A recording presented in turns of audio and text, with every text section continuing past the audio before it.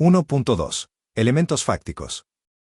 Analizaremos ahora los hechos en los que basaremos nuestra acción de demanda. En este caso, siguiendo con el ejemplo, será la de alimentos que reclama la esposa por su propio derecho y en representación de sus dos menores hijos, y vamos a hacerlo de acuerdo a las siguientes reglas.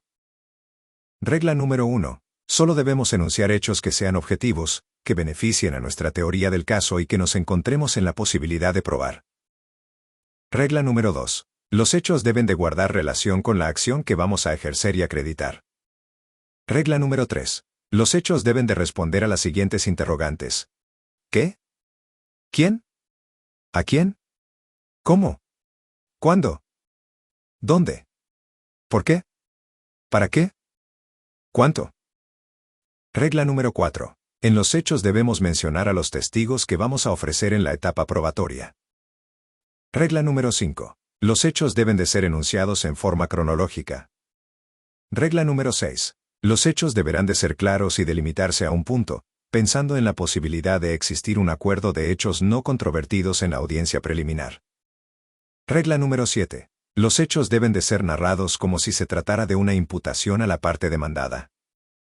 Regla número 8. Todos los hechos deberán de ser jurídicamente relevantes. Por ejemplo, en la acción de alimentos, los hechos jurídicamente relevantes son la relación de parentesco, la posibilidad del deudor alimentario y la necesidad del deudor alimentario. Regla número 9. Los hechos deberán de ser narrados conforme a la perspectiva en la que se origine. Por ejemplo, por razón de género, derivado del derecho de los menores, promovido por personas incapacitadas o con discapacidad, adultos mayores, personas indígenas no hablantes del idioma español, persona que sufre violencia, etc. Regla número 10. Los hechos deben de ser propios de las partes.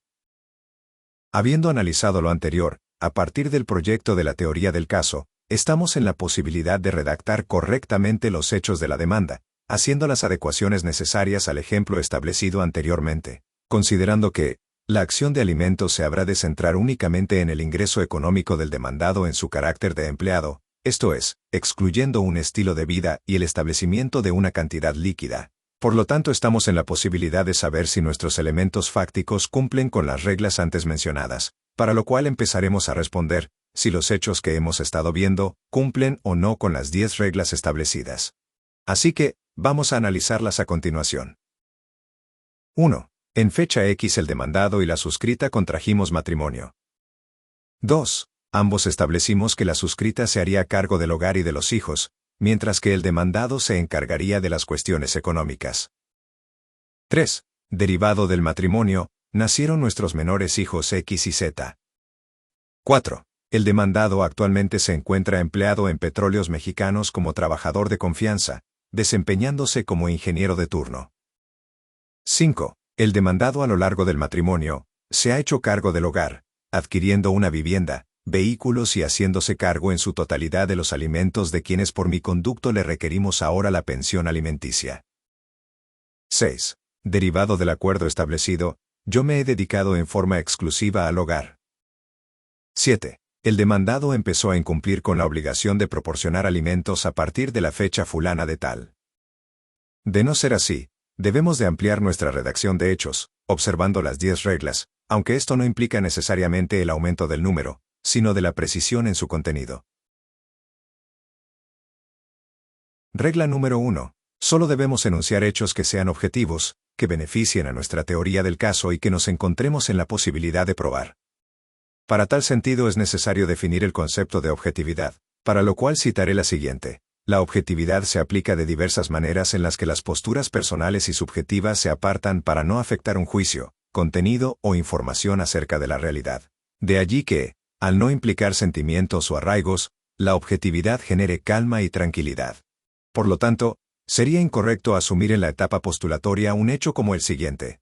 El demandado se ha mostrado indiferente, de mal humor, y considero que ha dejado de otorgar alimentos a mí y a sus hijos porque, pienso que seguramente tiene a otra mujer a quien le da en lugar de a sus hijos.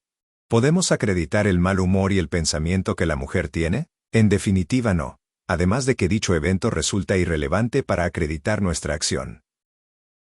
Regla número 2. Los hechos deben de guardar relación con la acción que vamos a ejercer y acreditar. Si incluimos dentro de los elementos fácticos hechos que no guardan relación con la acción que intentamos y no son jurídicamente relevantes, y además no podemos acreditar, se hace innecesaria su inclusión. Regla número 3. Los hechos deben de responder a las siguientes interrogantes. ¿Qué? ¿Quién? ¿A quién? ¿Cómo? ¿Cuándo? ¿Dónde? ¿Por qué? ¿Para qué? ¿Cuánto? ¿Cómo las respondemos? Aquí la manera. ¿Qué? Es la acción que ejercemos. ¿Quién? Son los actores, los acreedores. ¿A quién? Se refiere al demandado. ¿Cómo? Es la sucesión cronológica de los hechos jurídicamente relevantes y que podemos probar. ¿Cuándo? Es el momento en que se realizaron los hechos, y que obedecen al pasado, cuando se generó el incumplimiento. ¿Dónde? Hace alusión al lugar, por ejemplo, ¿en qué ciudad se casaron? ¿En dónde nacieron los hijos? Lugar del trabajo, y el domicilio de las partes. ¿Por qué? Nuestra acción se ejercita por el incumplimiento de la obligación alimentaria. ¿Para qué? Para garantizar los alimentos a los acreedores. ¿Cuánto? Es la cantidad líquida o el porcentaje que se reclama. Regla número 4. En los hechos debemos mencionar a los testigos que vamos a ofrecer en la etapa probatoria. Al respecto, el Código Nacional de Procedimientos Civiles y Familiares establece lo siguiente.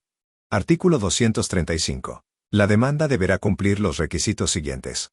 Fracción novena. El ofrecimiento de pruebas, mencionando con toda precisión el hecho o hechos que se tratan de demostrar con cada prueba, debiendo proporcionar el nombre de las personas que deban rendir testimonio. Para adminicular el elemento de prueba con las posiciones fácticas, es preciso que dentro de la narrativa hagas la mención de las personas a quienes les constan los hechos. Regla número 5. Los hechos deben de ser enunciados en forma cronológica.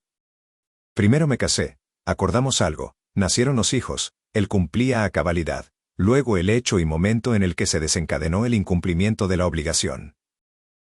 Regla número 6. Los hechos deberán de ser claros y delimitarse a un punto, pensando en la posibilidad de existir un acuerdo de hechos no controvertidos en la audiencia preliminar. Esta regla permite que cuando se genere la contestación, la parte demandada no alegue oscuridad o imprecisión en el hecho y termine negándolo. Regla número 7. Los hechos deben de ser narrados como si se tratara de una imputación a la parte demandada.